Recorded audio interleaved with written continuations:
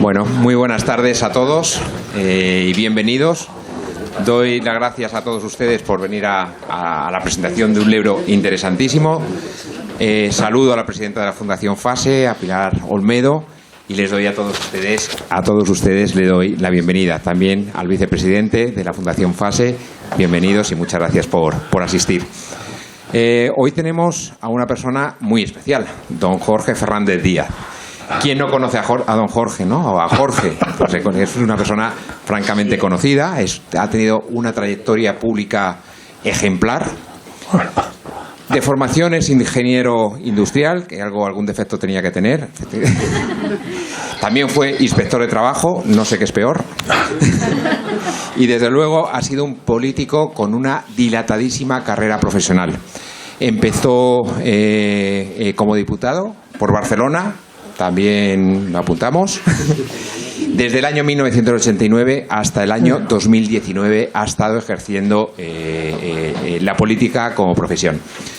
Ser político no es una tarea fácil, pero no venimos hoy a hablar de político, venimos a hablar de otra faceta suya muy importante también. Pero sí le quiero agradecer esa tarea que tanto ha hecho usted por España, y se lo tenemos que, por lo menos personalmente, se lo agradezco de todo corazón.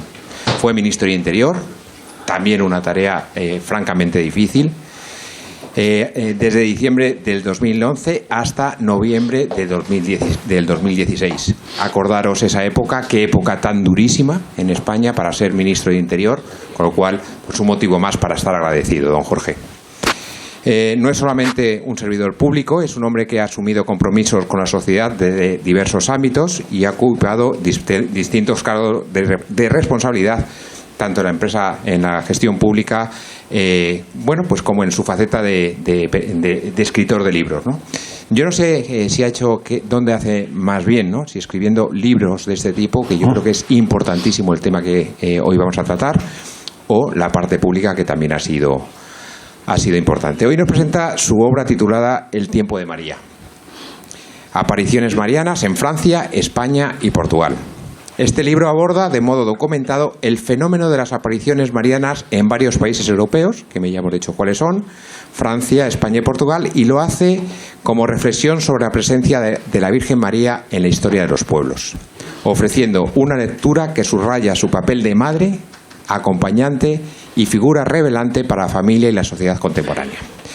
Yo no me voy a enrollar más porque creo que tenemos muchas ganas de escucharla. Yo creo que el formato será unos 40-45 minutos, yo creo que o lo que vaya pidiendo él la sesión, y luego un tiempo de preguntas que yo creo que va a ser muy rico también ese momento. Jorge, de verdad agradecidísimo que esté hoy aquí con nosotros, y tiene usted la palabra.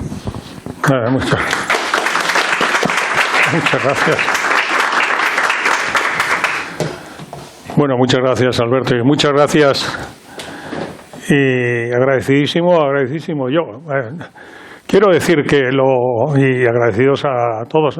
No voy a empezar a citar porque estoy viendo aquí caras muy conocidas y muy queridas, lo digo sinceramente. Por supuesto, agradezco de manera especial a Félix, que ha sido el instrumento el que se ha valido permítame que lo diga así, la Virgen María, instrumento providencial para que un servidor esté hoy aquí. Y bueno, pues estoy hoy aquí porque es que yo soy muy providencialista, perdón, yo soy muy providencialista. Ya sé que creer en la providencia forma parte de nuestra doctrina y de los que tenemos la fe cristiana, la fe católica que hemos, ¿no? Pero reconozco que no sé si es una deformación el que viva tan pendiente de los designios inescrutables de la providencia para intentar escrutarlos, ¿no? Y sobre todo porque una cosa que he aprendido de un gran hombre, y un gran santo, San Juan Pablo II, porque seguro que los que estamos aquí, la mayoría recordaremos el atentado que sufrió Juan Pablo II a manos de un terrorista turco Ali Akka, en la tarde del 13 de mayo del año 81, o sea, hace unos pocos años, ¿verdad? 13 de mayo del 81, en la plaza de San Pedro del Vaticano, en Roma, ¿no? Cuando un año después fue a Fátima a darle gracias a la Virgen por haberle salvado la vida, que dirá aquello de que una mano disparó el arma y otra mano materna guió la bala, pero añadió con puntos suspensivos una frase que repitió San Juan Pablo II bastantes veces hasta su partida al cielo, 2 de abril del año 2005, ¿no? Dijo, tenía que, y lo digo porque además, aparte de que yo eso me ha quedado fijado mucho esta frase, además de por eso, porque también ahora está muy de actualidad, porque estamos con la guerra de Rusia y hemos de tener presente que Rusia y la guerra remiten a Fátima, tal cual, no porque lo diga yo, que no soy nadie, no, porque lo dijo la Virgen, que ya empieza a ser alguien, ¿verdad? Me parece, ¿no? Permítaseme, ¿no? Dirá, tenía que producirse el atentado contra el Papa, hablando humildemente en tercera persona, Juan Pablo II, 13 de mayo del 82 en la Cova de Iría de Fátima. Tenía que producirse el atentado contra el Papa coincidiendo con la fiesta de la Virgen de Fátima, 13 de mayo, para que la Iglesia y el Papa miráramos al mensaje de Fátima. Porque en los designios de la providencia no hay meras coincidencias, no hay casualidades. Eso de que en los designios de la providencia no hay meras coincidencias, a mí, desde el primer día que tuve conocimiento de ello, pues me tocó, ¿no? Y bueno, pues pienso que en momentos, cada uno de nosotros, en nuestra historia personal, nuestra biografía, que nadie mejor que nosotros aquí abajo la conoce, ¿no? Pero a nivel general, acontecimientos de la historia singulares, ¿no? Pues tal parece que al Señor, como Señor de la historia, como gustaba de denominarle también San Juan Pablo II, decía, Jesucristo es el Señor de la historia, el alfa y la omega, el principio y el fin de lo creado, ¿no? De la creación, ¿no? Y al hilo de esto, pues en momentos importantes de la historia, pues parece razonable pensar que de alguna manera el Señor le puede gustar dejar su firma ahí, para que veamos que en esos momentos de una particular tribulación, pues que la historia no se le va de las manos al Señor, ¿no? Y a mí me gusta decir, siguiendo a Juan Pablo II, que una de las maneras que al Señor le gusta dejar su firma es con no meras coincidencias en los acontecimientos. Y ya que he hablado, ya voy al libro, pero todo esto lo digo en el libro también, al hablar de Fátima, ¿no? Porque lo que me ha dicho, comentado Alberto, siguiendo pues el título de la obra, ¿no? Digo que hablando de esto, de las no meras coincidencias, pues por ejemplo, ya que hablamos de Fátima y la guerra, que ahora Rusia y la guerra y Fátima, ¿no? Que remiten a Fátima, y que ahora tenemos, como sabemos, por la situación en Ucrania, y sabemos que un día sí y otro también se está hablando que si del rearme, que si el PIB del 2%, que el PIB del 5%, que si drones, que si submarinos, en fin, esto forma parte ahora de, como sabemos, de la actualidad informativa, ¿no?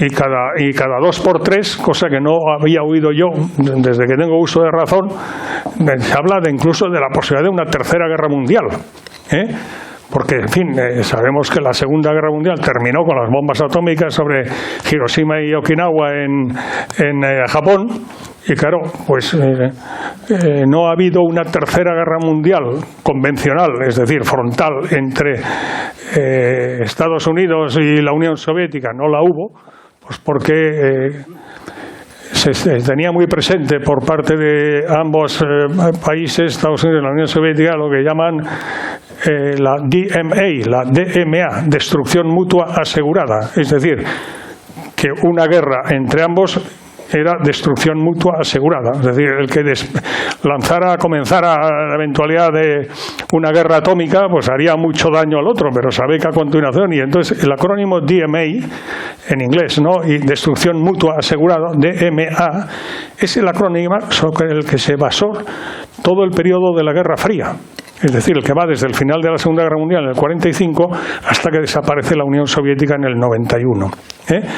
fue eso, ¿no? La conciencia de decir, oye, mira, nos tenemos que poner de acuerdo porque si no nos vamos los dos a freír espárragos, ¿no? Destrucción mutua asegurada. Bueno, pues digo que siguiendo San Juan Pablo II y las no meras coincidencias en los designios de la providencia, lo de no meras coincidencias es la expresión literal suya, ¿no? Pero a continuación pues es no meras coincidencias, quiere decir no hay casualidades. En el lenguaje coloquial y común todos pues utilizamos el azar, las casualidades y demás, pero eso en el lenguaje común. Pero no hay azar ni hay casualidades. Es decir, todo se integra en los inescrutables designios de la providencia. Y decía que una de las maneras de dejar, que al parecer al Señor le gusta dejar su firma en esos momentos de tribulación, para alimentar la fe y la esperanza, sabiendo que el Señor no está ajeno a lo que está sucediendo y si lo permite, pues es porque de ese mal va a sacar un bien. Bueno, y si miramos por ejemplo, a título de ejemplo, ¿no? Está en el libro también, como hablamos de Fátima, porque es de Fátima. Bien, digo que los acontecimientos históricos de Fátima del 13 de mayo del 17, ¿no? 1917, al 13 de octubre de 1917, y acontecimientos singulares de la Segunda Guerra Mundial, que sabemos que la Virgen había venido a Fátima en el año 17, estábamos en plena Primera Guerra Mundial, la guerra del 14, que ya iba por su cuarto año, 14, 15, 16, 17, y no tenía ningún viso de terminar. La Virgen vino el año 17 a la tierra, a este mundo, y concretamente en Fátima, ¿no? No por casualidad, no hay nada, ya digo que no hay casualidad. El año 17, 1917, para la historia mundial fue un año muy singular. Fíjense, la guerra había empezado, como sabemos, a final de julio del 14, ¿no? Con el asesinato en Sarajevo del archiduque sucesor del Imperio Austrohúngaro, ¿no? Y hasta ese momento era considerada la Gran Guerra Europea. El año 17, en febrero, Estados Unidos se incorpora a la guerra y la Gran Guerra Europea pasa a ser la Primera Guerra Mundial, como ahora la conocemos. Febrero del 17. Marzo del 17.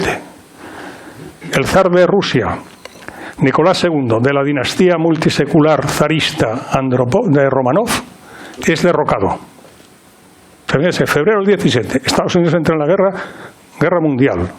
Ya no Gran Guerra Europea, sino Primera Guerra Mundial. Marzo, derrocado el zar de Rusia por una revolución liberal masónica. En mayo viene la Virgen. Y en octubre del 17, aquella revolución masónica que en marzo había derrocado al zar de Rusia, pasa a ser la revolución bolchevique. En octubre del 17, el octubre rojo. Fíjense qué momento. Y entonces uno así entiende por qué el cielo envió a la Virgen María, Madre de Dios y Madre nuestra, como embajadora plenipotenciaria para dar un aviso a la humanidad de que, en fin, y de hecho el mensaje de Fátima, que se conoce como mensaje de Fátima, es el que dio la Virgen a los 3 pastoriños el 13 de julio del 17. Y de manera especial dijo que esa, como el gobierno masónico del momento Portugal había metido a Portugal en la Primera Guerra Mundial en el 1916, y cada fin de semana llegaban a los pueblos de Portugal ataúdes conteniendo los restos de soldados que habían caído en la guerra de las trincheras, la guerra de los gases, ¿no? Lo que era la Primera Guerra Mundial. Entonces ya el 13 de julio, que era mayo, junio, julio, ya era la tercera aparición de la Virgen, ya había mucha gente, ¿no? Y muchas mujeres que tenían a sus maridos, a sus hijos, a sus hermanos como soldados en los frentes y que estaban, y entonces que le piden a los pastoriños que le digan a la señora que cuándo va a acabar esa guerra, que tienen a sus maridos, sus hermanos y sus hijos en el frente y que están cayendo. Y entonces la Virgen ese día les dice a los 3 pastoriños que esa guerra, la del 14, que ya iba por su cuarto año, acabaría pronto. Así fue, el año siguiente, 18, acabó. Dice, pero miren lo que les digo, lo digo por lo de la actualidad de Rusia y la guerra, Dijo, pero las guerras son consecuencia de los pecados de los hombres. Y si no hay conversión, vendrá otra guerra mayor. otra guerra mayor que la del 17, la que será después la Segunda Guerra Mundial, que empezó, como sabemos, el 1 de septiembre del 39, ¿no? Y entonces, para evitarla, plan A, hablando a lo humano, pues plan A, conversión, porque si las guerras son consecuencia de los pecados de los hombres, pues conversión de la humanidad. Pero es el eterno presente de Dios, pues la Virgen estaba informada de que conversión en los felices 20, es decir, la Primera Guerra Mundial se acabó en el 18, los tratados de Versalles del 19, y 20 años después, en el 39, empieza la Segunda Guerra Mundial, ¿no? Pues, y es considerado eso en la historiografía como los felices 20. Los felices 20, que no parece que la conversión fuera muy dominante, ¿no? Muy presente, ¿no? Y entonces, pues plan B, la consagración de Rusia a mi Inmaculado Corazón, el de la Virgen María, por el Papa en comunión con todos los obispos del mundo. Esto es el mensaje del 13 de julio del 17.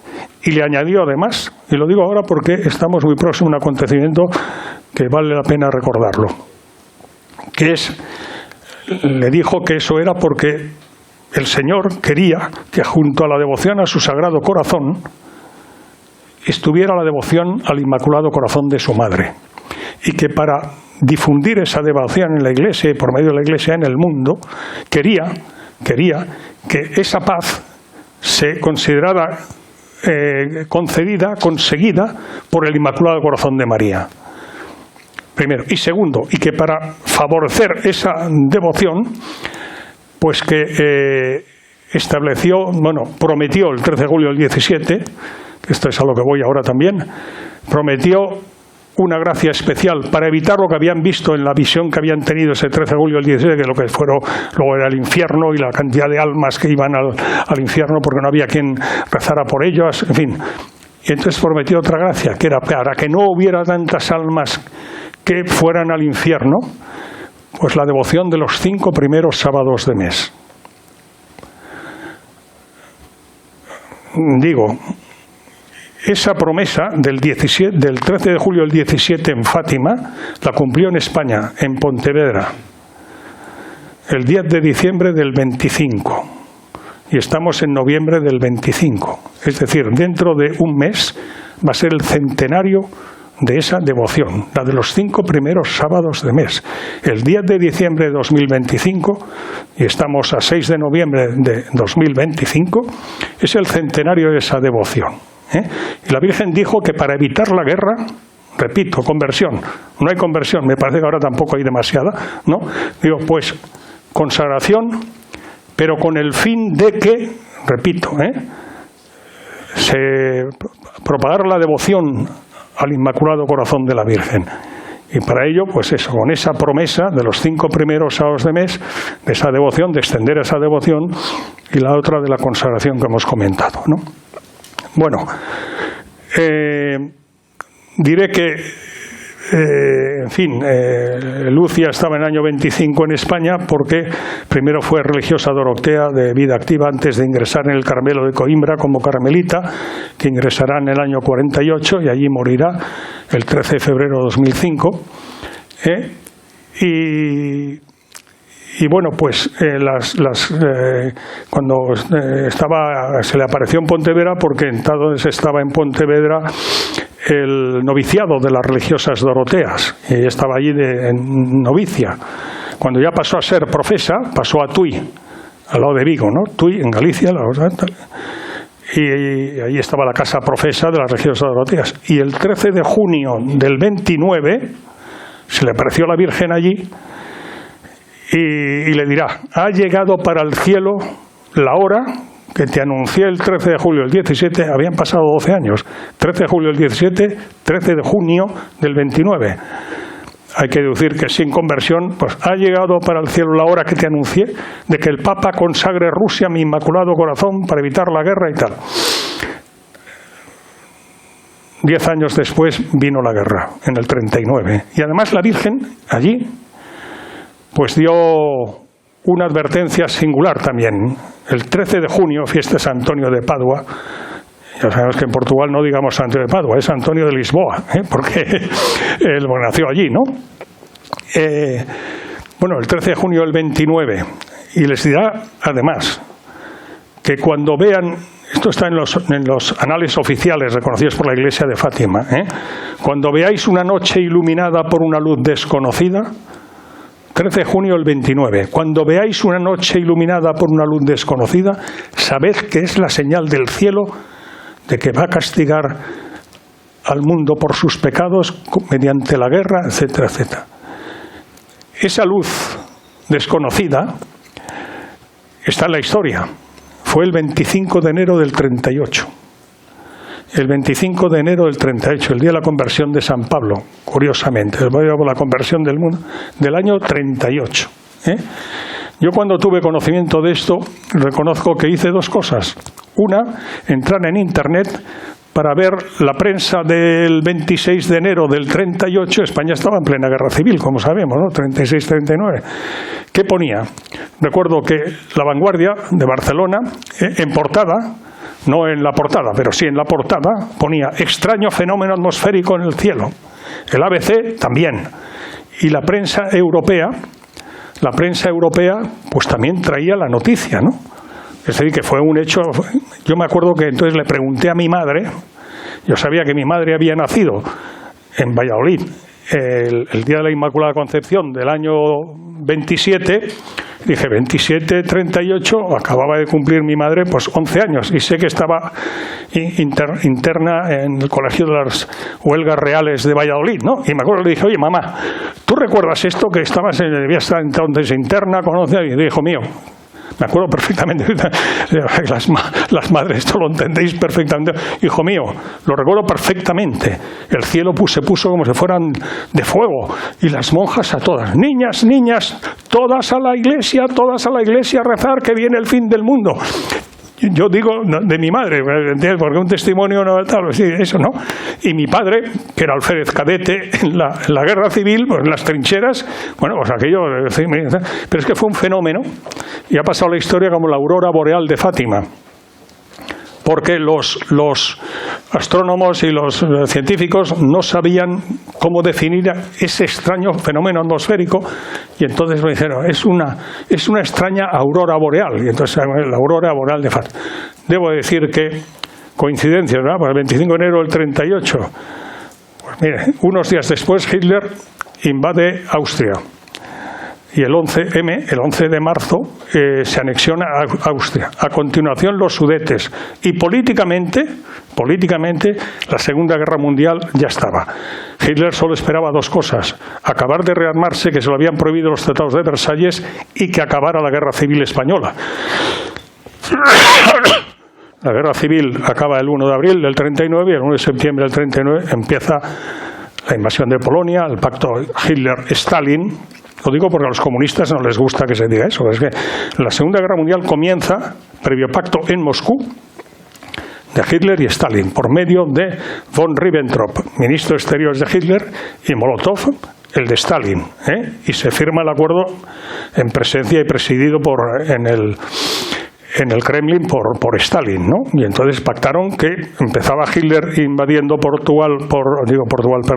Polonia por Occidente, y el 17 de septiembre empezaba la invasión de las repúblicas bálticas y de Polonia por el oriente, la Unión Soviética. Es historia, es historia. Y aquí lo desarrollo y lo he querido decir porque precisamente Juan Pablo II, a raíz de ese acontecimiento que hemos comentado, que tenía que producirse el atentado para que miráramos el mensaje de Fátima, Juan Pablo II hará la primera consagración.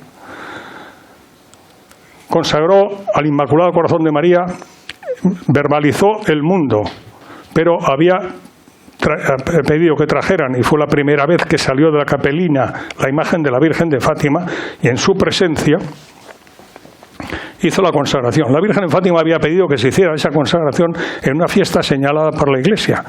¿Y qué hizo Juan Pablo II? Pues estableció un año jubilar. Y miren, ¿qué año jubilar? Pues bueno, el año jubilar 25 de marzo, Día de la Encarnación, de 1983 al 25 de marzo del 84. Y me dirán, ¿y qué de esas fechas? Pues Juan Pablo II dijo, mira, la redención el Señor la hizo en la cruz con 33 años, en el año 33. 1983 son el 1950 aniversario, el 25 de marzo, la encarnación del Redentor. Y entonces el año jubilar comenzó el 25 de marzo del 83 y concluyó el 25 de marzo del 84. Y ese día hizo la consagración. Y sin rearme de ningún tipo, el muro de Berlín, erigido por Nikita Khrushchev cuando sucedió a Stalin, que dividía la Europa comunista soviética de la Europa occidental, sin violencia ninguna, se desmoronó. Casualmente, siguiendo a San Juan Pablo II. ¿Qué día? ¿Alguien recuerda? Es una pregunta retórica. ¿El día exacto en que cayó el muro de Berlín? Bueno, lo digo, el 9 de noviembre del 89. Y me dirán, y con razón. Y esa fecha, bueno, aparte de ser la Almudena y la caída de tal, pero en fin, el 9 de noviembre del 82 fue el día que el Papa Juan Pablo II se despidió de España de su primer viaje apostólico, que había comenzado el 31 de octubre del 82 y terminó el 9 de noviembre del 82. ¿Dónde? Decía, desde el Finisterre de Europa, en la Catedral de Santiago de Compostela, el 9 de noviembre del 82. Juan Pablo II hizo un discurso dirigido a Europa extraordinario. Si entran en Internet lo verán. Europa, sé tú misma, sé fiel a tus raíces cristianas. Bueno, pues el 9 de noviembre del 89 cayó. Pero hablemos de coincidencias. El muro de Berlín fue erigido el 13 de agosto del 61. La Virgen había pedido que el tercer secreto de Fátima se diera a conocer en el año 60. Perdón, se lo dijo...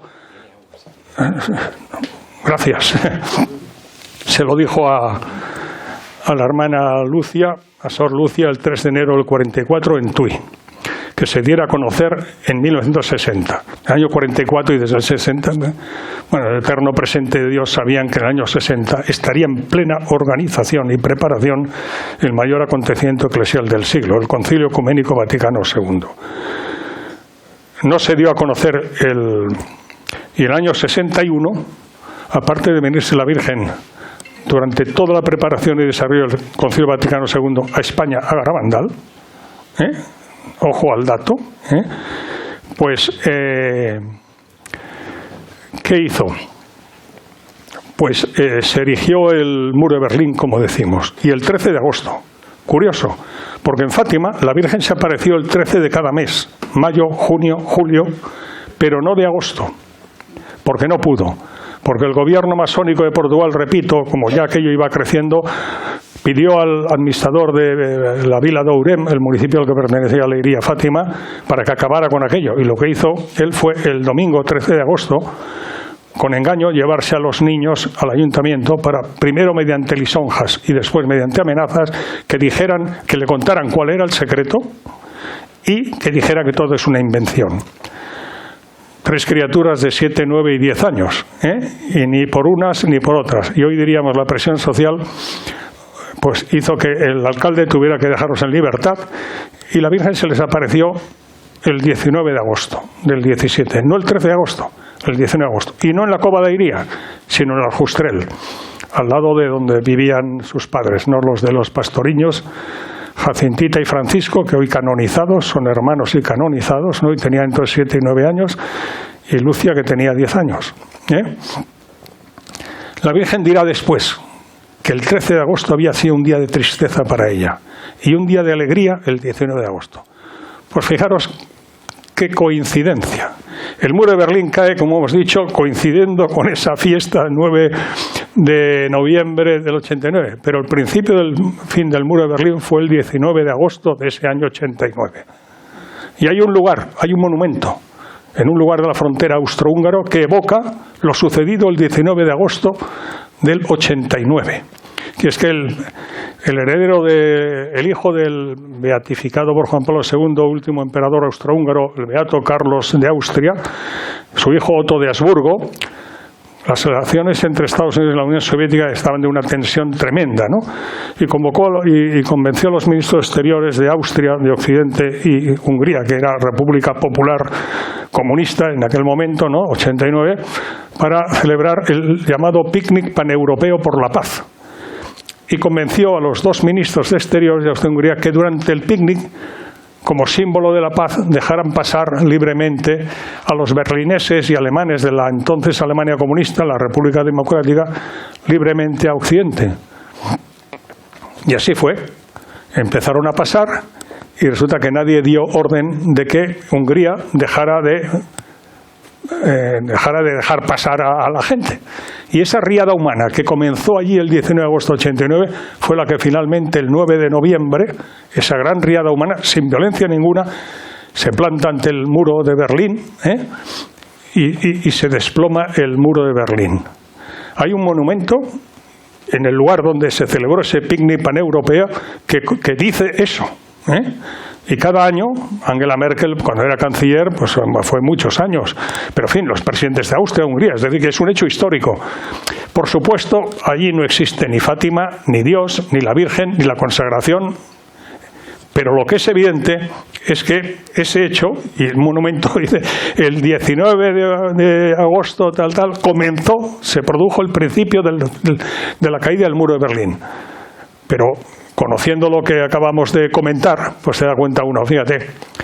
Y ese mismo planteamiento sucederá cuando desaparece la Unión Soviética y se desploma como un castillo de naipes sin violencia ninguna, sin rearme ninguna, ¿verdad? El arsenal nuclear de la Unión Soviética en armas nucleares tácticas y estratégicas era espectacular. Hoy Rusia, que no es la Unión Soviética, tiene el mayor arsenal. Imagínense lo que era en su momento la Unión Soviética. Por lo tanto, es evidente que la destrucción mutua asegurada estaba garantizada, ¿no? ¿Qué día cayó la Unión Soviética? Desapareció la Unión Soviética. Había consagrado Juan Pablo II el mundo con especial referencia a Rusia y ante la imagen de la Virgen de Fátima traída, repito, expresamente y por primera vez desde la Capelina al Vaticano, había consagrado al Inmaculado Corazón de María. ¿Qué es el Corazón Inmaculado de María? Es el corazón de la Inmaculada Concepción. ¿Qué día desapareció la Unión Soviética desplomándose como un castillo de naipes? El 8 de diciembre del año 91. ¿Qué día es el 8 de diciembre? Qué casualidad, ¿verdad? Pero lo del principio del fin que decíamos del 19 de agosto, día de alegría, he dicho que el muro de Berlín se erigió el 13 de agosto, día de tristeza para la Virgen. ¿Qué día fue el principio del fin? He dicho el 19 de agosto. Y la caída el 9 de noviembre. ¿Qué día fue el principio del fin de la Unión Soviética? El 19 de agosto del 91. Era agosto.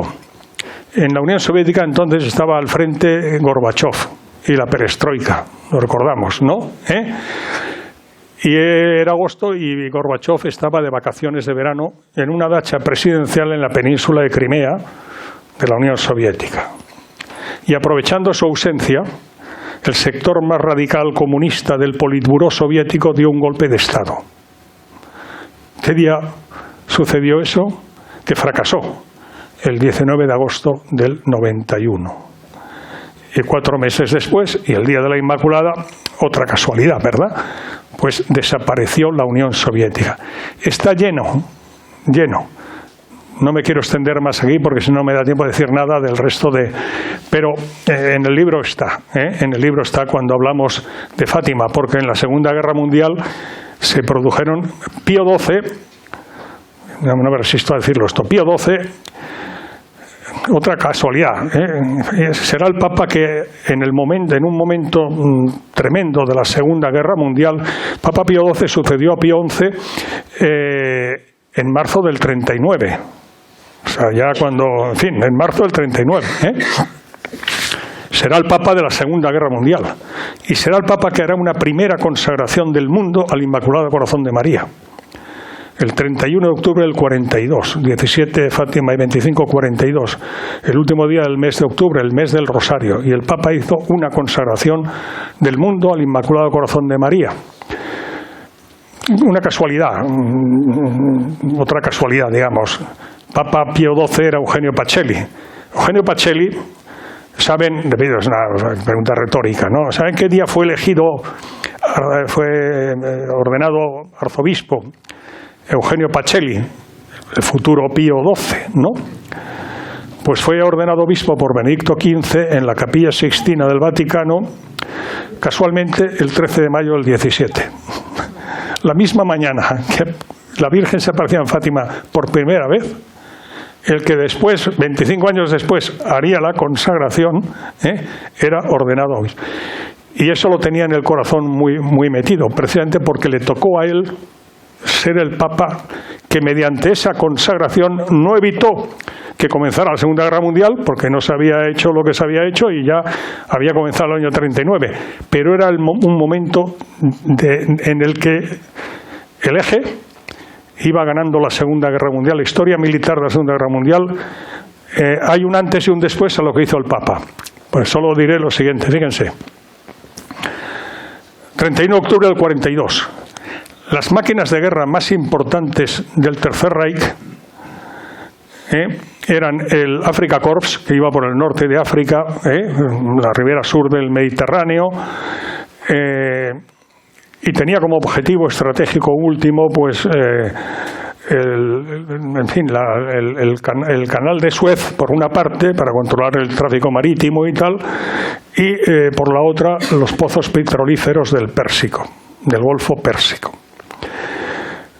El Afrika Korps, que iba al mando del mariscal Rommel, Segunda Guerra Mundial, que iba de victoria en victoria. El otro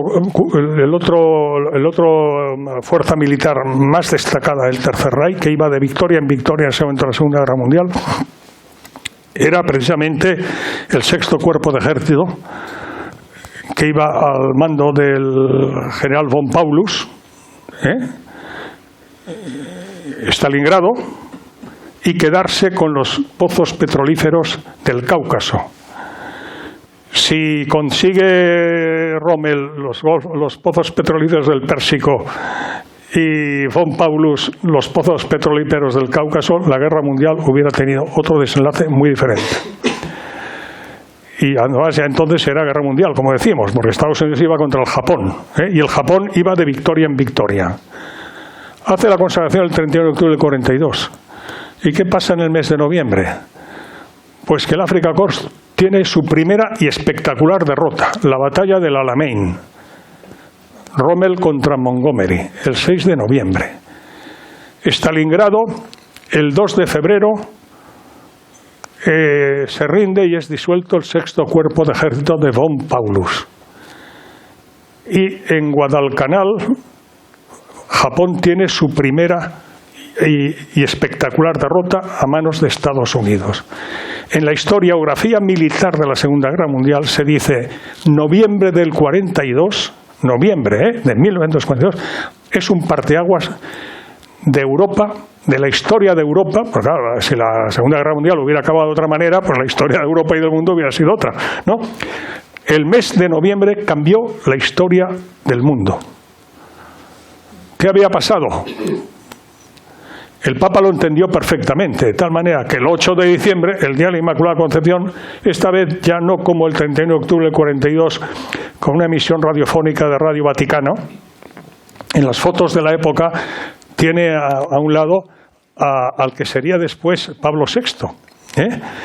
Y él, el Día de la Inmaculada, entendió tan claramente el mensaje del vuelco que había dado la historia en el mes de noviembre del 42, que el día de la Inmaculada Concepción en la Basílica de San Pedro y solemnemente renovó la consagración de manera solemne. hay libros que se titulan incluso Noviembre de 1942. Y repito, la historiografía militar de la Segunda Guerra Mundial, que no hablan, por supuesto, como Dios no existe, ya no digamos, en fin, no hablan de lo que estamos hablando aquí, de lo que estamos comentando aquí, pero que es absolutamente, son hechos históricos, ¿no? Como Dios no existe, eso de la consagración y eso de la Virgen, tiene eso. Pero los hechos son estos, son estos. Y bueno, no me quiero extender más, pero ahora que estamos con Rusia y la guerra y tanto rearme, y como estamos en puertas, falta un mes prácticamente, del centenario de la devoción de los 5 primeros sábados de mes que la Virgen vinculaba a la consagración, porque ambas se vinculaban para difundir la devoción al Inmaculado Corazón de María como era la voluntad de Dios. Que el Sagrado Corazón de su Hijo, Jesucristo, fuera venerado junto al corazón de su Inmaculado de su madre. Bueno, pues yo no quiero hacer tal, pero la devoción de los 5 primeros sábados de mes pues está bastante olvidada. Aprovecho para decir, hablando de historia, que para prevenir la revolución bolchevique y la Segunda Guerra Mundial, démonos cuenta que había dicho yo que el 13 de julio del 17 la Virgen había dicho lo que dijimos, el mensaje, y se me había olvidado una cosa que es muy importante, que dijo para evitar una guerra mayor y la expresión literal que consta como expresión literal de lo que la Virgen les dijo a los pastoriños, y la expansión por el mundo de los errores de Rusia. 13 de julio del 17. 3 meses después, en el Octubre Rojo, la revolución bolchevique, Rusia pasará a ser la Unión Soviética y los errores de Rusia, el comunismo. O sea que para evitar la Segunda Guerra Mundial y la expansión del comunismo por el mundo, Fátima. Y pide la Virgen conversión y, si no, la consagración y la devoción de los 5 primeros sábados de mes. Es historia, es historia. Bien. ¿Cuánto me queda? 10 minutos. Bueno, vamos a ver. Decía la Revolución Francesa. En el libro me centro porque, claro, hablar. Ya, el libro pesa 950 gramos, le faltan 50 solo para 1 kilo. O sea que. Y ahora me ha dicho la editora, que hoy no ha podido estar aquí, la editora de Nueva Eva, ¿no? La fundadora, y es suya, vamos, ha sido yo no la conocía, ahora la conozco y la aprecio, una gran mujer, Marta Moreno Candel, y se me ha disculpado porque le ha surgido hoy esta pobre. Bueno, decía la Revolución Francesa, me ha dicho que ya pide la segunda edición. Debutamos en la Basílica Pontificia de San Miguel de aquí de Madrid el 11 de febrero. Y ella está muy contenta. Digo, pues si tú estás muy contento, pues yo muy contento, porque en fin, en definitiva, de lo que se trata aquí, yo pretendo hacer humildemente, si se me permite, una labor de apostolado, ¿no? Porque yo ya he estado muchos años haciendo otro tipo de apostolado y ahora ya estoy jubilado de eso, 40 años exactos, desde el 79 al 19. Y ahora pues entiendo que lo que me corresponde hacer es lo que modestamente intento hacer, ¿no? Bueno, el caso es que para prevenir la Revolución Francesa vino el Sagrado Corazón de Jesús a finales del siglo XVII por medio de Santa Margarita María de Alacoque, la gran apóstol de la devoción al Sagrado Corazón de Jesús. Bien, y entre otras cosas estableció la devoción de los 9 primeros viernes de mes. Démonos cuenta que la Virgen, madre, a sus hijos baja la nota de corte y de 9 primeros viernes pasa a 5 primeros sábados. La Revolución Francesa es considerada como un parteaguas de la historia. Otra coincidencia es cuando le pide el Sagrado Corazón de Jesús a la hoy Santa Margarita María de Alacoque, entonces era Clarisa y Clarisa Visitandina en Paray-le-Monial, en la Borgoña francesa, ¿no? Le pide el 17 de junio de 1689, esa es la fecha, le pide que traslade al rey de Francia, que era entonces Luis XIV, el rey Sol, su deseo del Sagrado Corazón de que se consagre a su Sagrado Corazón, prometiendo bendecirle en sus empresas en favor de la Iglesia. Y luego se extenderá, porque hay una cantidad de coincidencias históricas de la historia de Francia impresionantes. Eso fue el 17 de junio de 1689. Luis XIV no hizo la consagración. Luis XV no hizo la consagración. Luis XVI, ya estando detenido en la prisión del Temple y demás, cuando había desencadenado la revolución, juró por su sangre que si la providencia le ponía en libertad haría la consagración. Ya era tarde, porque fue guillotinado 4 meses después, en enero de 1793. ¿Qué día le pidió eso? El 17 de junio de 1689. ¿Saben qué día se desencadenó la Revolución Francesa? El 17 de junio de 1789. Exactamente 100 años después, día por día. Está llena la historia de coincidencias. Para prevenir la revolución. ¿Y por qué he puesto aquí las apariciones marianas en Francia? Francia era considerada la fille aînée de l'Église, la hija primogénita de la Iglesia desde la conversión de Clodoveo, rey de los francos, a instancias muy importantes de su esposa Santa Clotilde, en una ceremonia que ha pasado la historia como milagrosa, en la historia de la Iglesia como milagrosa, en Reims, el día de Navidad del año 489 se convirtió del arrianismo al cristianismo. Y era considerada por los papas Francia la fille aînée de l'Église, la hija primogénita de la Iglesia. Aprovecho de decir que España fue la siguiente, la segunda. La conversión de Recaredo, el 8 de mayo, el día de la elección del actual papa, ¿no? El 8 de mayo, y el cumpleaños de aquí de estas dos, de mi mujer y de ella, que nacieron el mismo día del mismo año, en la misma ciudad, Barcelona, las dos, aquí. O sea que no hay meras coincidencias, ¿no? Y bueno, el caso es que Recaredo, en el tercer concilio de Toledo, el 8 de mayo de 1600, la conversión de Clodoveo fue en 496 y la conversión de Recaredo fue el 8 de mayo de 586, 90 años después. El segundo, o sea.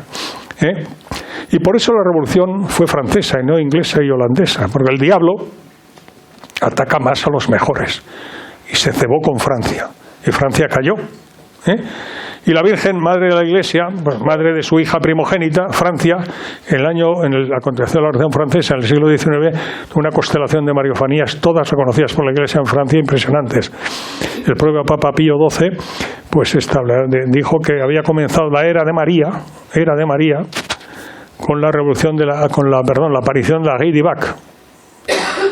du Bac de París, en 1830, María Milagrosa a Santa Catalina Labouré, María Milagrosa, y la medalla milagrosa. Fue julio de 1830 la Guy du Bac de París y le entregó lo que es hoy la medalla milagrosa el 27 de noviembre de ese mismo año. Y en el calendario litúrgico de la Iglesia, el 27 de noviembre es la fiesta de la medalla milagrosa. O sea que démonos cuenta de la importancia que para la propia Iglesia y la liturgia tiene. A continuación viene la Salette, 19 de septiembre de 1846. Es teología de la historia pura. Ahora diré 2 minutos de histología y ya me callo. La Salette. A continuación, Lourdes, 11 de febrero de 1858. A continuación, una muy importante para Francia, Pontmain, en la Bretaña, en el noroeste de Francia, enero de 1871. Y luego Pelvoisin, en julio de 1876, que era la única que hasta ahora no estaba reconocida por la Iglesia y que la reconoció el año pasado, en mayo del año pasado, con las nuevas normas de discernimiento del Dicasterio para la Doctrina de la Fe, ¿no? Y es impresionante. Solo diré que Pontmain, en 1870 se declaró la guerra franco-prusiana, Bismarck contra Napoleón III, el sobrino de Bonaparte, ¿no? En la batalla de Sedan del 2 de septiembre de 1870, Bismarck derrotó a Napoleón III y al exilio, y a continuación cayó Roma, el 20 de septiembre de 1870. Francia fue derrotada, y en enero de 1871 el ejército mayor prusiano, el Estado Mayor prusiano, tenía organizada ya el comienzo de la invasión para arrasar a Francia, que había sido derrotada militarmente, pero para arrasarla. Y en un colegio de una aldea llamada Pontmain, del noroeste de Francia, la Bretaña francesa, unos niños que están jugando, se les aparece pues una mujer, una tal, ¿no? Bueno, que era la Virgen María, y que les dice que su hijo se deja tocar, que recen y que le pidan a su hijo la paz, que se deja tocar su hijo, expresión literal de, al parecer, la Virgen y tal, ¿no? Bueno, empiezan a rezar y es curioso, es llamativo, porque es en horas el Estado Mayor prusiano. Todavía la historia militar no tiene claro por qué el Estado, porque claro, como la Virgen y Dios no existen, pues, ¿por qué hubo ese súbito cambio de opinión del Estado Mayor de Prusia para suspender la invasión? Ni Laval, ni la Bretaña, ni Francia fue invadida. Había sido derrotada y a los 3 meses se comenzaron las negociaciones de paz, pero no hubo invasión y Francia no fue arrasada. Hay un santuario precioso de Nuestra Señora de la Esperanza de Pontmain allí, ¿eh? Bueno, y luego España, porque cómo no vamos a poner España, ¿verdad? Y España en apariciones del siglo XX, y con esto concluyo. Hay una constelación también, España, tierra de María, como la definió Juan Pablo II. No olvidemos, aquí fue, es que lo digo porque además ayer fue la fiesta de Santa Ángela de la Cruz y hoy San Pedro Poveda.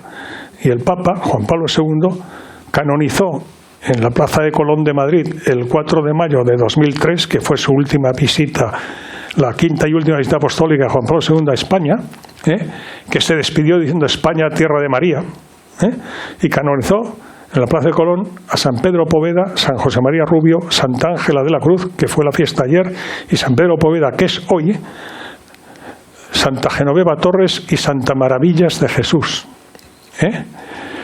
Bueno, pues España es tierra de María. La primera mariofanía y la única que consta en carne mortal de la Virgen fue la Virgen del Pilar. El 2 de enero del año 40, en la César Augusta del momento, Zaragoza hoy, en la Hispania romana, la provincia hispana de Roma, la Hispania romana del momento, que vino a confirmar en su misión evangelizadora de la Hispania romana nada menos que a Santiago Apóstol, hoy patrón de España. Termino con esto. Coincidencias. ¿Qué día fue, según la tradición y lo reconocido que es, que vino la Virgen del Pilar en carne mortal desde Jerusalén, Éfeso, llevada por los cielos por una constelación de ángeles y tal, a orillas del Ebro, para confirmar en la fe apostólica a Santiago? Fue el 2 de enero del año 40. 2 de enero del año 40. ¿Qué día concluyó la Reconquista? Tras 780 años, con los Reyes Católicos, la entrega de las naves simbólicamente la rendición de Granada y con ella del Reino de Granada y consumar la Reconquista, a los Reyes Católicos el 2 de enero de 1492. Y 10 meses después, el 12 de octubre, ya estaba avistando España tierra americana para comenzar la evangelización, de la mano de la Virgen del Pilar. Termino diciendo una cosa que me gusta mucho decir. Qué importante debía ser en los inescrutables designios de la providencia y desde la eternidad de Dios la evangelización de la entonces Hispania romana, año 40, ¿no?, para que enviara a evangelizar España nada menos que al apóstol Santiago, y que dijera a su madre, porque nuestros antecesores debían ser bastante duros, porque la historia de Santiago Apóstol, por lo visto, estaba, en fin, eran duros de cerviz nuestras, y le envía para dar ánimos porque además la Virgen sabía, según la tradición y la mística ciudad de Dios de la venerable Madre María Jesús de Ágreda, lo detalla con todo tal, que sabía que sería el primer apóstol en morir mártir, ¿no? Tan pronto regresara a Jerusalén sería, como así fue, ajusticiado, ¿no? Pues envía a la Virgen del Pilar y a Santiago. Entonces, se decía, en otros tiempos se decía, a los 3 apóstoles más cercanos al Señor, Pedro, Santiago, Juan, cuando tras su muerte en la cruz y su resurrección ascendió a los cielos, encargó las 3 cosas que más quería a sus 3 apóstoles más íntimos. A Pedro le encargó la Iglesia, a Juan le encargó su madre y a Santiago le encargó España. Muchas gracias.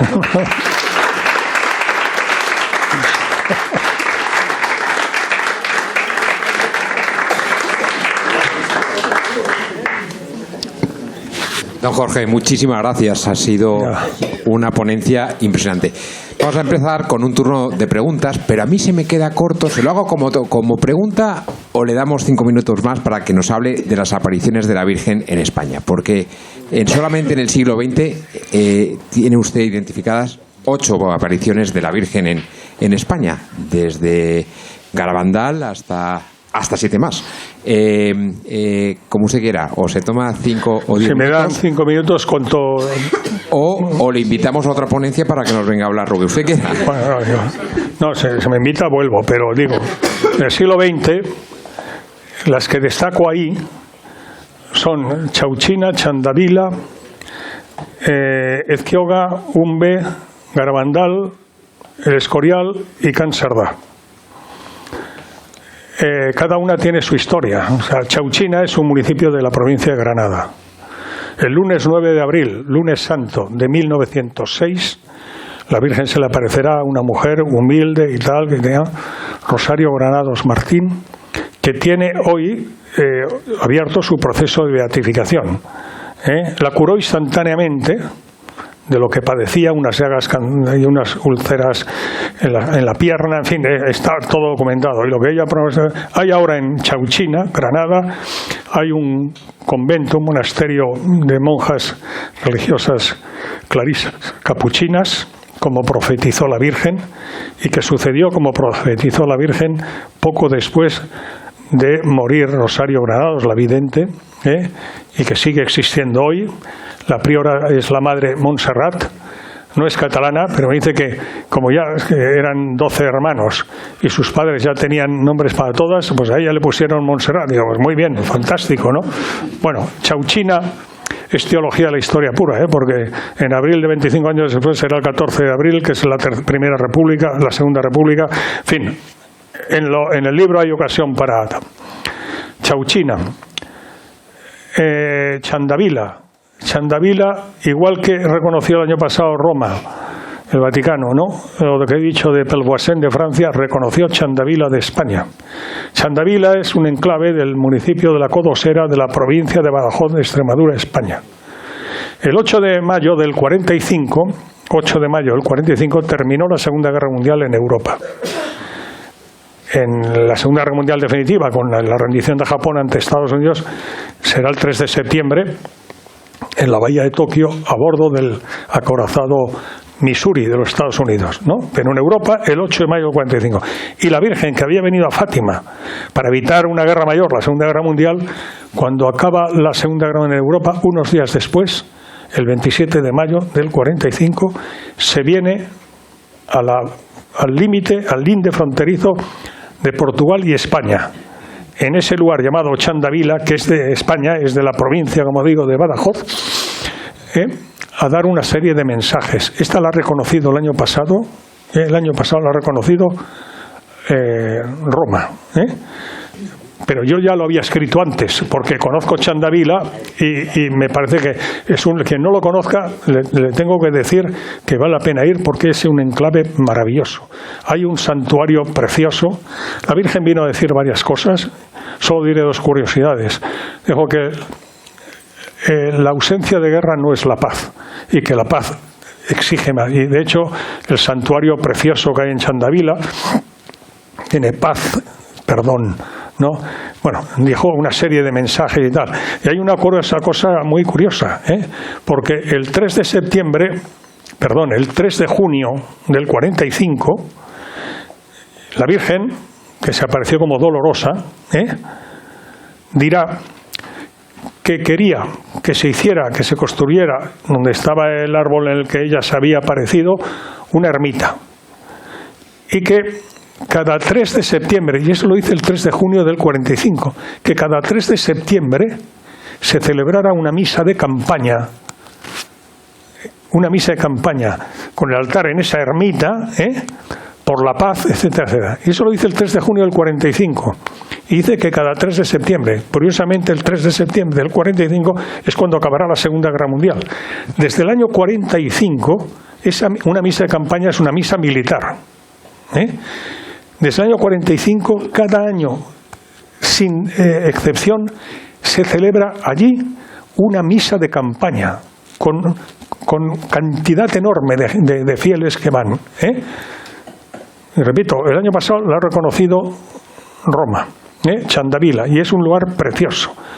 Bueno, Ezquioga es Guipúzcoa. Ezquioga es un municipio que está en el Goierri guipuzcoano, donde estaba el corazón, donde, en fin, nació ETA y tal, para entendernos, y la Virgen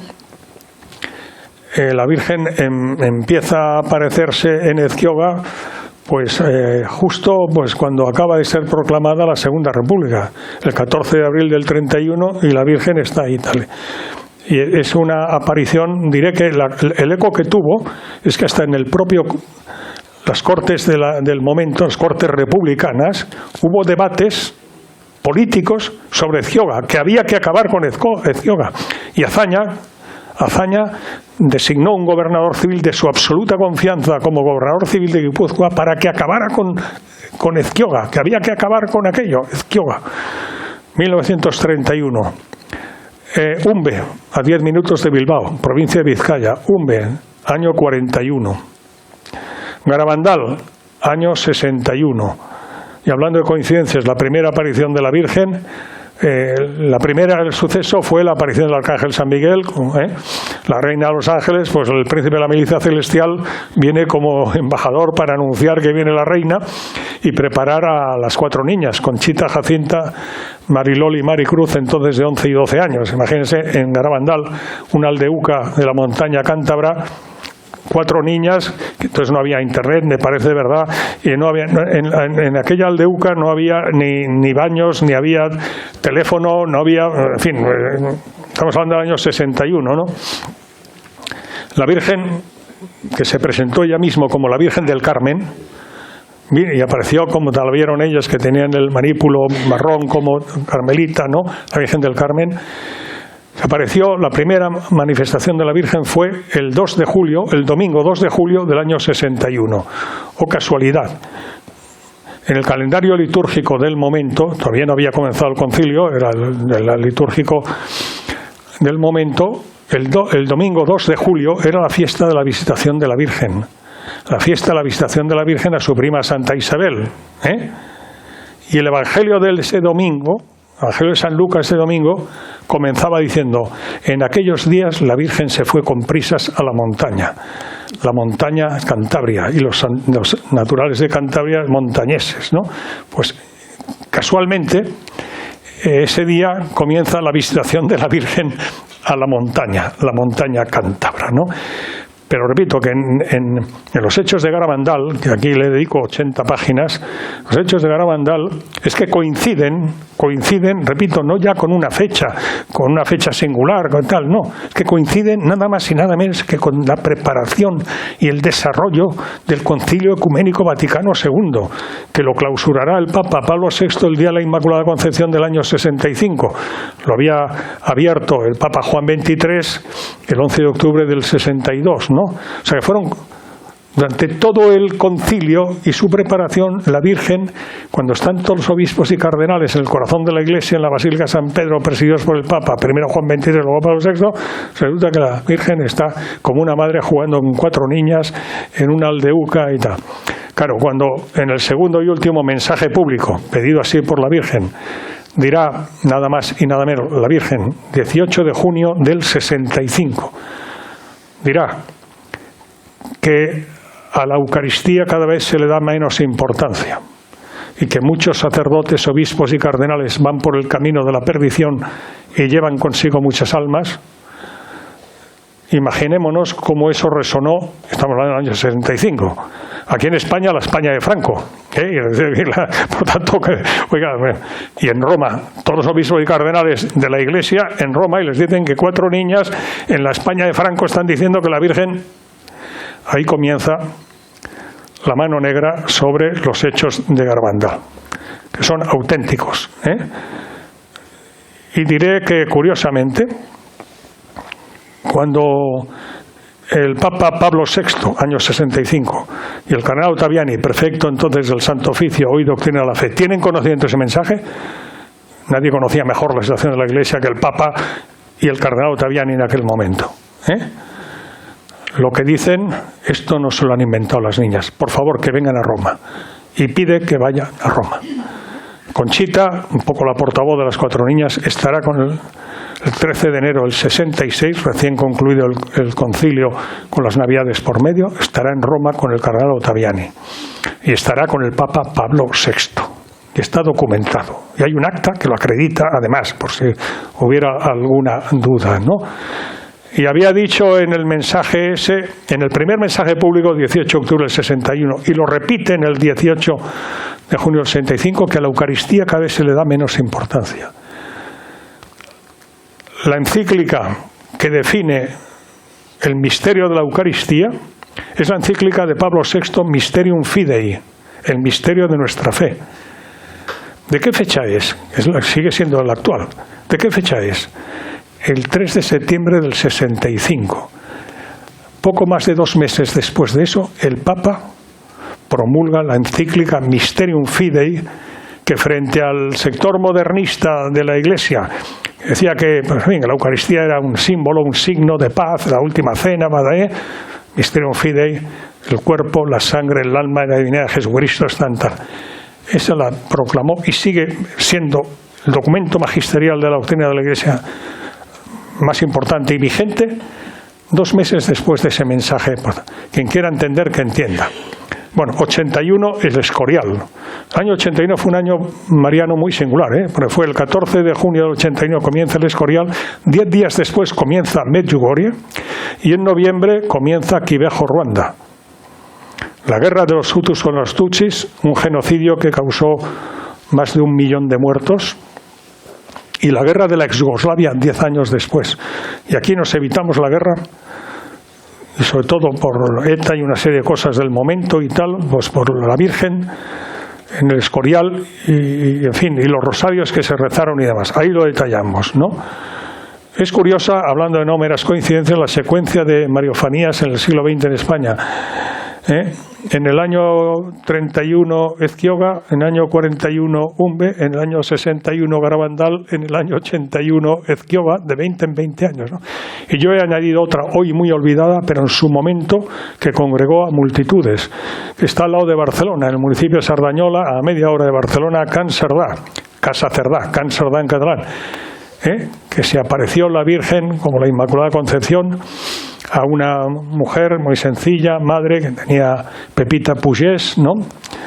Y que primero las condenó la Iglesia y después cambió de opinión el Arzobispado de Barcelona y autorizó que se construyera una ermita allí, en Can Cerdà, y que se celebrara ahí misa.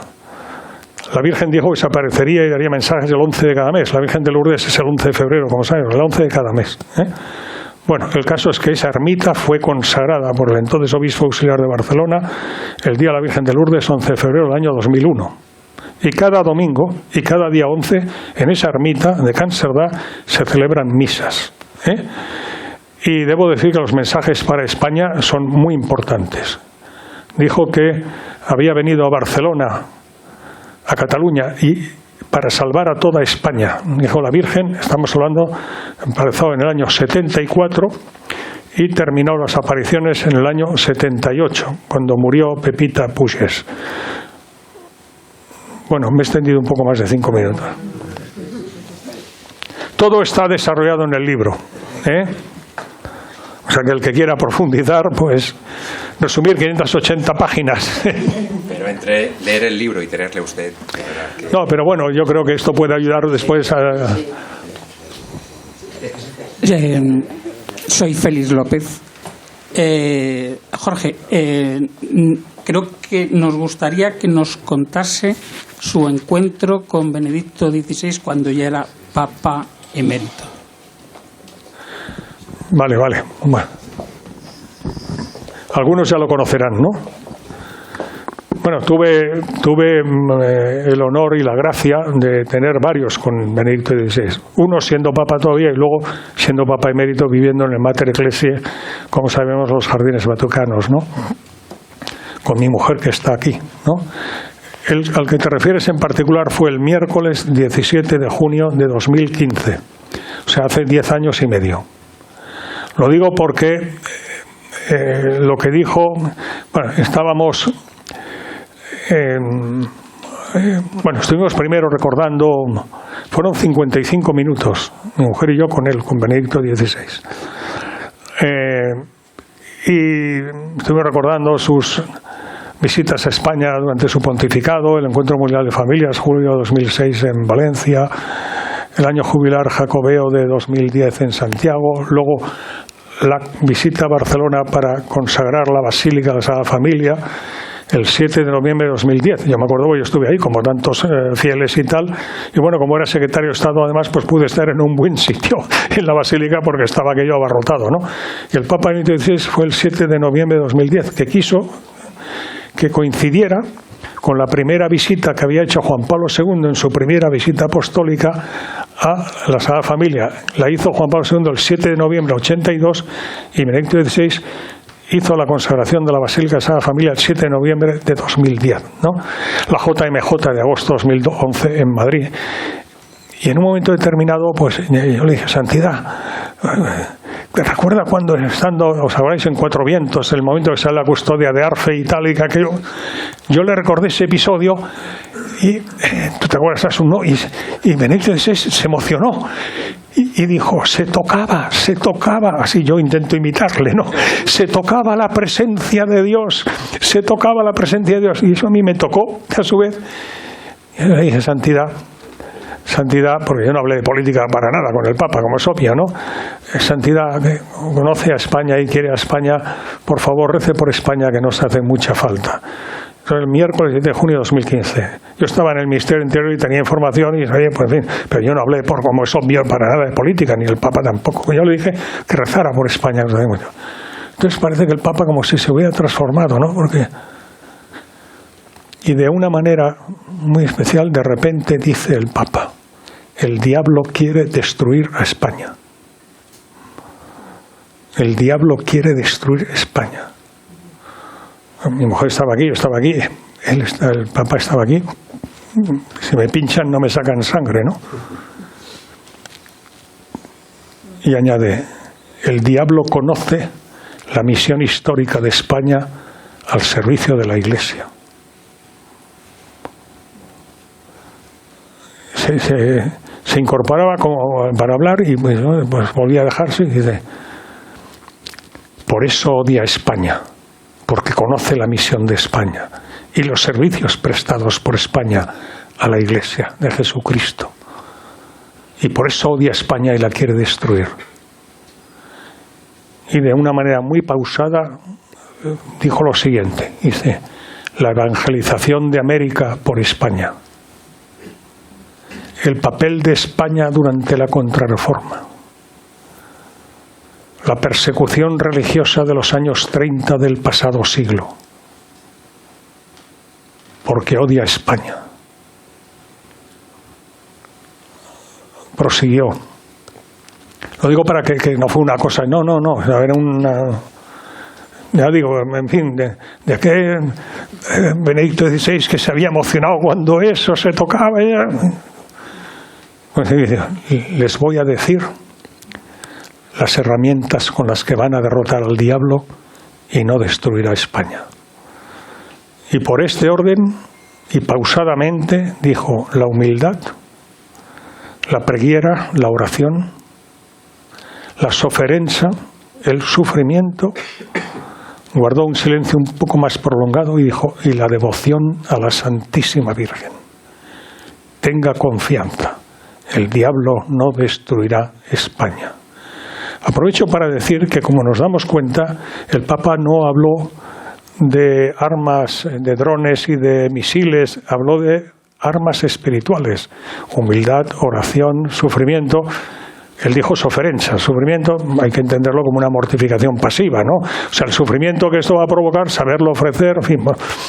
Y la devoción a la Santísima Virgen son armas espirituales, porque lo que estamos inmersos es en una batalla espiritual.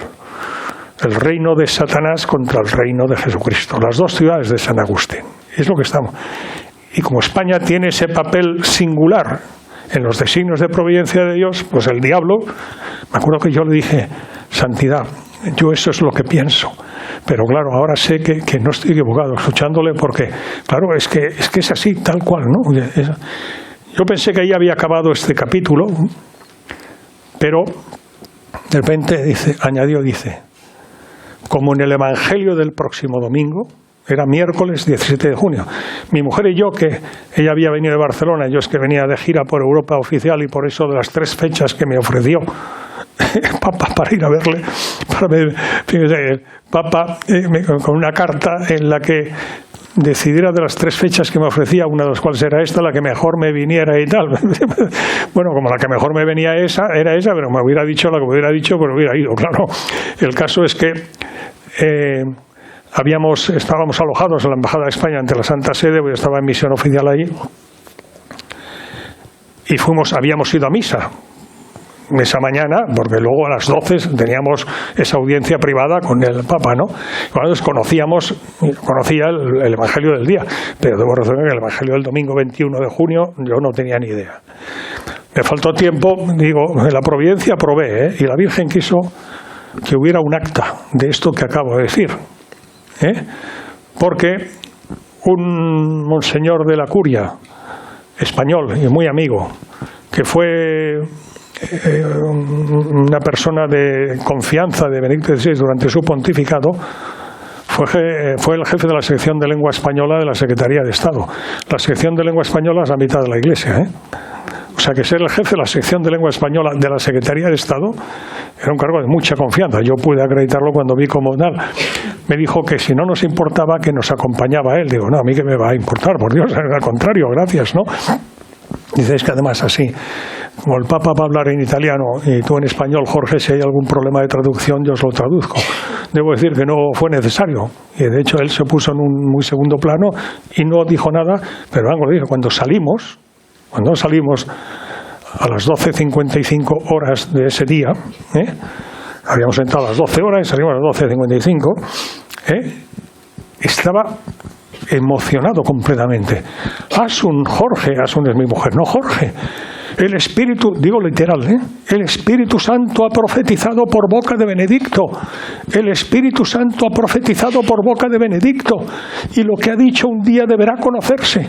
Por favor, antes de ir a comer, habíamos que ir a comer y luego fuimos a comer, vamos primero a mi despacho a levantar acta de lo que ha dicho el Papa, porque un día deberá conocerse. Esa persona era nuncio entonces y ahora sigue siendo nuncio de santidad. Actualmente es nuncio de santidad ante la FAO y demás organismos multilaterales. Hablando de una persona que era profesor en la Academia Vaticana, la Escuela Diplomática Vaticana, o sea que no es quiere decir que es un personaje, y que nosotros estuviéramos impactados, pues que él estaba como digo y tal. Y ese acta de su puño y letra, audiencia privada, santidad, Benedicto XVI, tal día, tal hora, tal, de su puño y letra, ese acta, 2 folios, la tiene un servidor, manuscrita de esta persona. Y bueno, era hace 10 años y medio. ¿Saben cuál es el evangelio de ese domingo? Era el evangelio que yo, cuando esto digo, ¿cuál es el evangelio del próximo domingo? Digo, lo he estado mirando mientras estábamos ahí y tal, yo como él estaba en un segundo plano y tal. Es el evangelio de San Lucas, que narra que por el mar de Galilea va el Señor con sus discípulos, que el Señor está como dormido en la popa y que de repente se levanta una gran tormenta y que va a naufragar, la barca va a naufragar, y que los discípulos se acercan al Señor, Señor, Señor, que perecemos, que perdemos. El Señor, que se incorpora, increpa a los vientos y a las olas, y de repente se hace la calma, ¿no? Y que los discípulos dicen, ¿quién es? Que hasta los vientos y las olas le obedecen. Y que el Señor dice, hombres de poca fe, ¿por qué dudáis? Era ese el evangelio. Claro, yo ahora digo, cuando parezca que la barca, España, va a naufragar, lo que dijo, como tú me has preguntado, lo que dijo Benedicto XVI es lo que yo he dicho. Él dijo, como en el evangelio del próximo domingo, en el momento oportuno el Señor actuará. Tengan confianza, el diablo no destruirá España.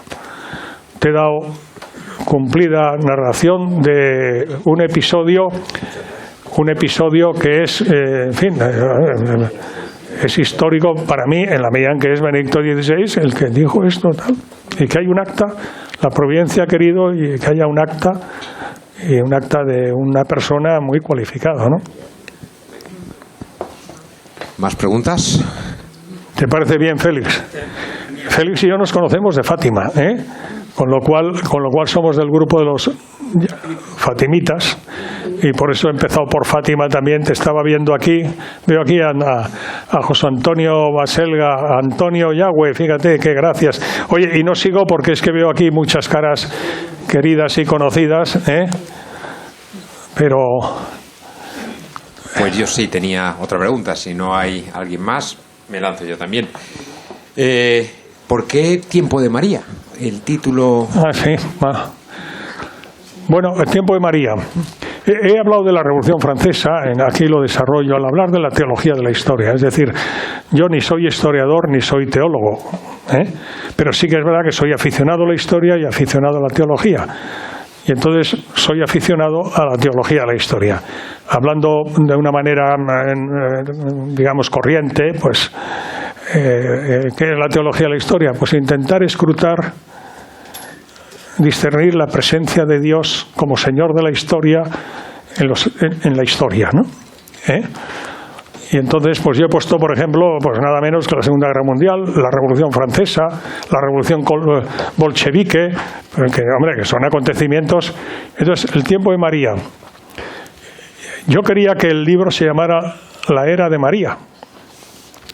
Y la editora del libro, Marta Moreno Candel, me convenció que desde el punto de vista para el común de la gente a la que estuviera interesada, pues mejor poner el Tiempo de María que la Era de María. Pero es que la Era de María es la definición que dio Pío XII, el Papa hoy beato Pío IX, que fue el que definió el dogma de la Inmaculada Concepción el 8 de diciembre de 1854, ¿no? Pues un siglo después, el 8 de diciembre de 1954, el Papa era Pío XII y estableció un año jubilar mariano para conmemorar el centenario de la definición dogmática de la Inmaculada Concepción de María, ¿no? Y escribió que lo de la Revolución Francesa y el parteaguas, eso lo digo yo, pero es que se deduce literalmente que los derechos del hombre con la Revolución Francesa desplazan a los derechos de Dios, y de una sociedad teocéntrica, como es la que venía de la cristiandad, teocéntrica, en el que Dios era el centro, el Dios cristiano, ¿no? Claro, el único y verdadero Dios, ¿no? El centro, la referencia de todo, de la sociedad, a una sociedad antropocéntrica, donde el hombre ha desplazado a Dios y el hombre es el centro, la referencia de todo, y los derechos de Dios desplazan a los derechos humanos desplazan a los derechos de Dios, ¿no? Y en una sociedad de esas características, pues aprobar, iba a decir el curso, ¿no? La asignatura, en nuestro caso la vida terrenal, el juicio particular que todos tendremos el momento de la muerte y que nos jugamos nada más y nada menos que si vamos arriba, vamos abajo, nos quedamos una temporada intermedio, ¿no? Pues que es evidente que una sociedad antropocéntrica que ha desplazado a Dios es más difícil la salvación porque las leyes, etcétera, pues no van en la línea de favorecer a la fe, ¿no? Y entonces se produce la Madre de Dios, Madre de la Iglesia y Madre nuestra, pues como toda madre, pues acude de manera reiteradísima en auxilio de sus hijos, que somos todos nosotros, la humanidad. De tal manera que entonces el Pío XII dice que ha comenzado lo que él denomina la Era de María con la aparición que he dicho de la Ley de Bach de 1830. Era de María que se caracteriza de pasar de una sociedad teocéntrica a una sociedad antropocéntrica, y que la Virgen, como Madre de Dios, viene como embajadora plenipotenciaria del cielo para auxilio de sus hijos, que es la humanidad, que van por el camino de la perdición para que se salven, porque lo que quiere una madre es que sus hijos se salven, no que ¿verdad? Pues eso, pues la mejor madre pues es la Virgen, ¿no? Y entonces la definición está. Entonces yo iba a poner la Era María, pero es el Tiempo de María. El Tiempo de María caracterizado por Se estima, fijaros qué dato, se estima que el 80%, o sea, 8 de cada 10 de las mariofanías de las que se tiene conocimiento, no digo reconocida por la Iglesia, pero sí con fundamento en los 2000 años de historia de la Iglesia, el 80% se han producido en los 2 últimos siglos. En la era de María, que dijo Pío XII, él lo dijo en 1954, han pasado 75 años, o sea, 71 años, ¿no? Pero ahora todavía más, ¿no? Bueno, o sea que la era de María, el tiempo de María, es el tiempo actual en el que se han multiplicado las apariciones marianas, por esta razón. Porque como madre, y el mundo está crecientemente descristianizado, etcétera, etcétera, pues y que pues los hijos de nuestra madre, que somos toda la humanidad, pues y entonces la madre viene y la denominación es, como digo, fijaos, en 2000 años de historia, en 2 siglos, que sería el 10% en una proporción matemática, no, es el 80%. O sea, 8 de cada 10 de las mariofanías en los 2 últimos siglos. Y desde que Pío XII dijo eso en 1954 y definió la era de María, como hemos comentado, ahora, vamos, exponencialmente ha crecido el número de mariofanías. ¿Me explico? Y por eso yo, pues ahí en el libro me centro el siglo XIX, después de la Revolución, por la razón que hemos dicho, de Francia, ¿no? España, por razones obvias, y entonces pues el siglo XX en España, ¿no? Y como he dicho Fátima, pues porque Fátima es del siglo XX, pero es que Fátima es que está más actual que nunca. El propio Benedicto XVI, siendo Papa, el 13 de mayo de 2010, en Fátima dijo aquello que seguramente más de uno y más de dos de los que estamos aquí recordaremos, de que se equivoca quien crea que la dimensión profética de Fátima pertenece al pasado. Y ha concluido con lo que se estimó entonces, con el atentado que comentábamos del Papa del 13 de mayo del 81, ¿no? O sea, el 13 de mayo de 2010, Benedicto XVI, no como emérito, sino como Papa, ¿no? En Fátima dijo eso, ¿no?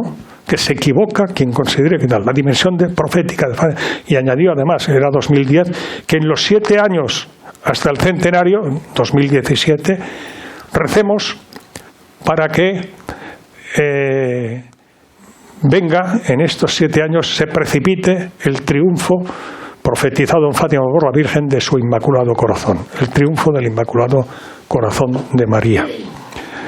Y entonces, pues Fátima, lo que he dicho, bueno, y entonces hablamos ahí del contexto histórico de las apariciones, desde esa visión también de la teología de la historia, es decir, porque claro, cuando la Virgen viene a Lourdes, viene en un contexto histórico muy especial, que el de la Salet, por ejemplo, tiene una dimensión profética espectacular, ¿no? En el 46, 25 años después era Pomben, el 71, como he dicho, la caída de Roma.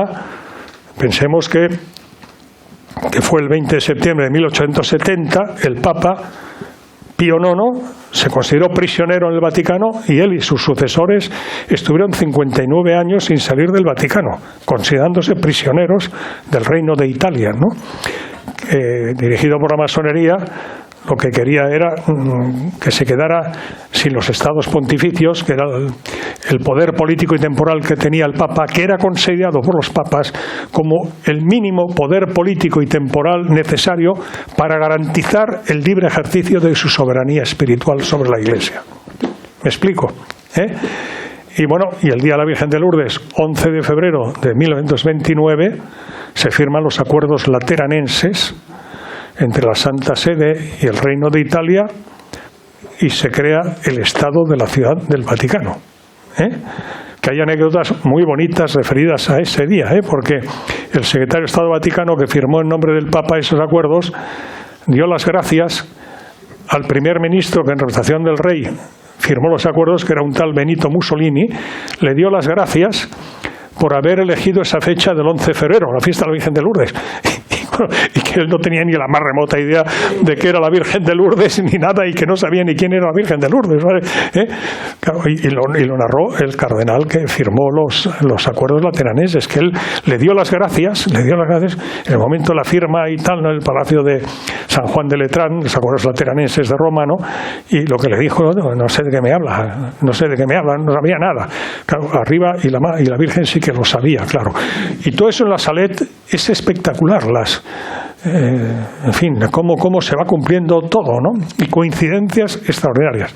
Bueno, ya mi mujer me está llamando la atención.